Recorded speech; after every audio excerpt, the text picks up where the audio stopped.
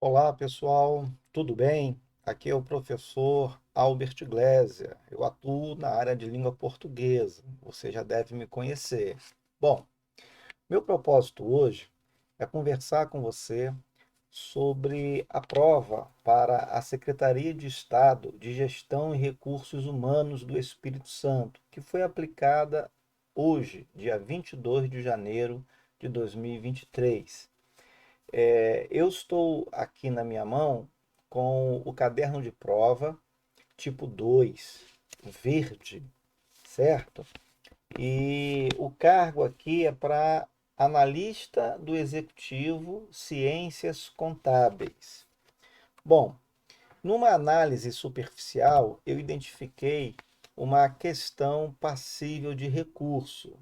Pode ser que existam outras, mas neste momento eu quero falar com você sobre a questão número 9, que trata de redação oficial. Vejamos o enunciado dela. Um dos atrativos da comunicação por correio eletrônico é sua flexibilidade. Assim, não há necessidade de padronização da mensagem comunicada.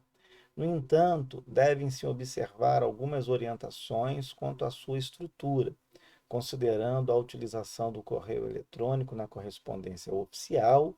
Nele somente será facultada a presença de. Bem, quero chamar a sua atenção para a expressão facultada a presença. Então veja, isso é óbvio. Significa que, dentre as alternativas apresentadas, um aspecto aqui, um item, é facultativo no correio eletrônico. Bom, fazendo uma análise bem objetiva, não há dúvida de que a, a, a banca, né, a Consulplan, deverá apresentar como gabarito a letra D, informações sobre o local e data. Eu vou discutir essa alternativa daqui a pouquinho e vou reafirmar que a letra D atende ao que o examinador quer. Porém, há uma dúvida com respeito à letra B, e eu também vou explicar para você.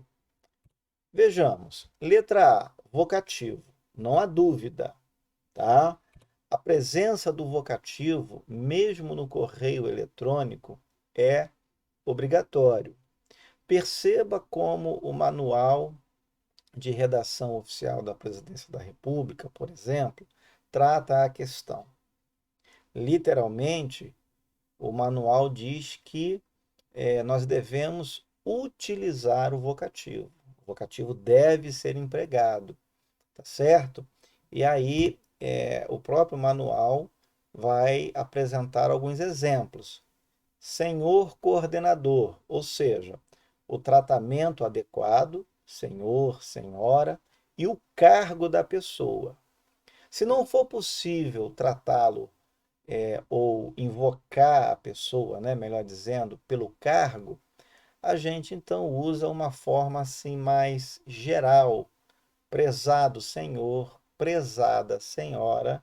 De qualquer forma, o vocativo deve ser empregado. Então, não atende ao que o examinador requer como resposta. A letra B, e aqui vem a possibilidade de recurso. Veja, o anexo é obrigatório, é facultativo. Vejamos o que o manual nos diz. Olha lá.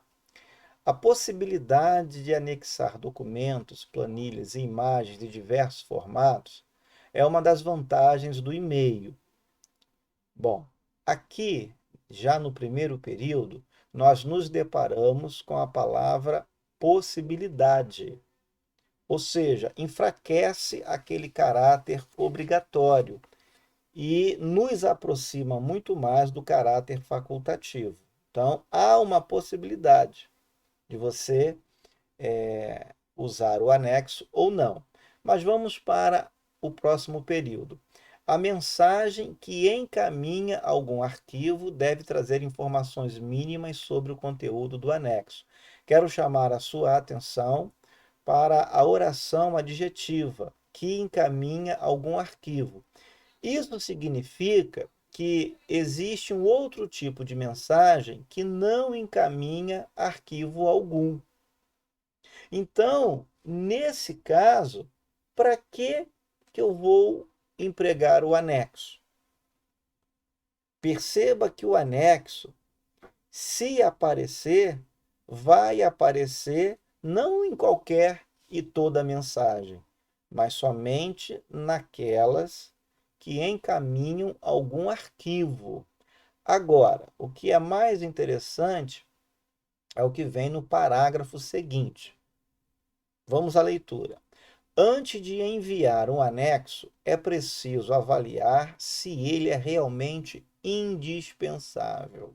Até aqui, perceba a conjunção condicional. Se, introduzindo a oração, se ele é realmente indispensável. Ora,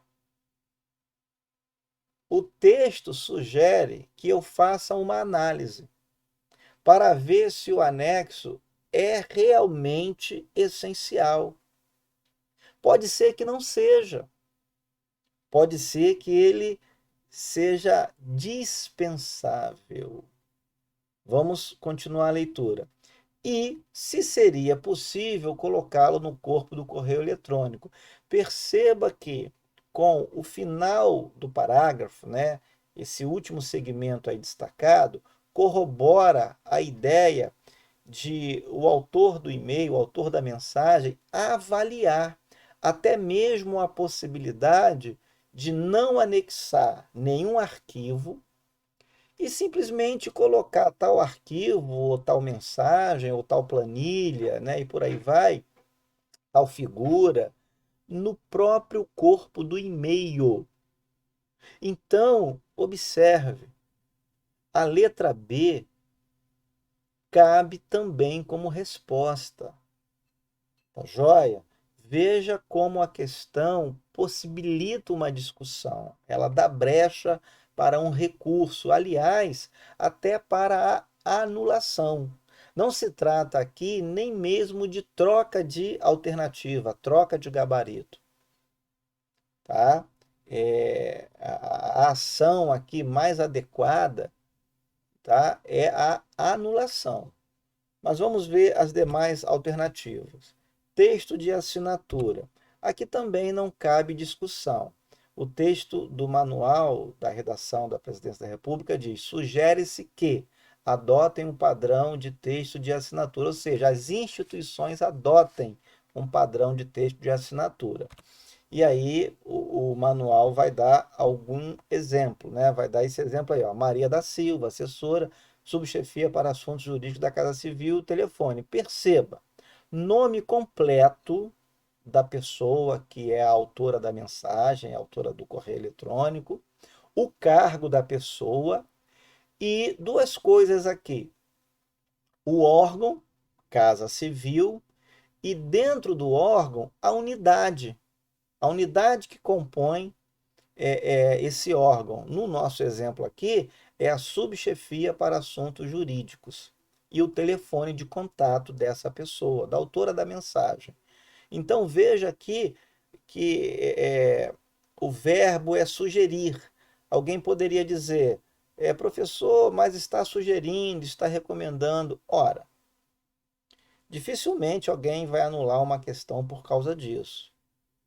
Perceba que a linguagem aqui é como se fosse uma figura de linguagem chamada de eufemismo, ou seja, um abrandamento do teor, né, da mensagem.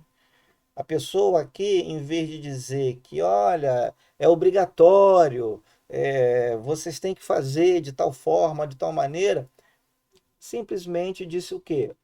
Sugerimos, né, que vocês adotem um padrão de texto de assinatura, mas o teor é realmente a necessidade de adotar essa assinatura, esse texto de assinatura, como no exemplo apresentado no manual. Letra D. Provavelmente vai ser o gabarito apresentado preliminarmente pela banca, o que também não se discute. Por quê? Nós lemos no manual o seguinte: são desnecessários no corpo da mensagem, uma vez que o próprio sistema apresenta essa informação. São desnecessários o quê? As informações, né? Sobre local e data. Deveria até ser, são desnecessárias, né? Informações sobre local e data, ajeitando aí a concordância. Bom, mas o fato é que é indiscutível. Se você marcou a letra D, fique tranquilo. Se você não marcou, sugiro que você entre com recurso pedindo a anulação, tá certo? E finalmente, a última alternativa, preenchimento do campo assunto. O que nós lemos no Manual da Presidência da República? Veja o primeiro parágrafo aí. O assunto deve, olha o caráter impositivo, obrigatório. Deve ser o mais claro e específico possível, relacionado ao conteúdo global da mensagem. Ora, se o assunto está relacionado ao conteúdo da mensagem, e, obviamente, toda mensagem tem um conteúdo, então todo e-mail vai ter um assunto relacionado intimamente a esse conteúdo. Não tem como você escrever o e-mail, né, o corpo do texto, e não escrever o assunto. Você deve fazer isso. Olha o segundo parágrafo, corroborando o que eu acabei de explicar. Deve-se assegurar, novamente, uma locução verbal aí, né, uma expressão com uma semântica, um teor, né, um significado, um sentido impositivo. Deve-se assegurar que o assunto reflita claramente o conteúdo completo da mensagem. Tá joia? Então, D é o gabarito preliminar que deve ser apresentado, porém, a letra B causa aí uma divergência, nos traz uma possibilidade para a anulação da questão número 9. Referência bibliográfica para você que quer elaborar o recurso, está aí, ó. Manual de Redação da Presidência da República, terceira edição, revista atualizada e ampliada, páginas 46 e 47. Bom, muito obrigado, ok?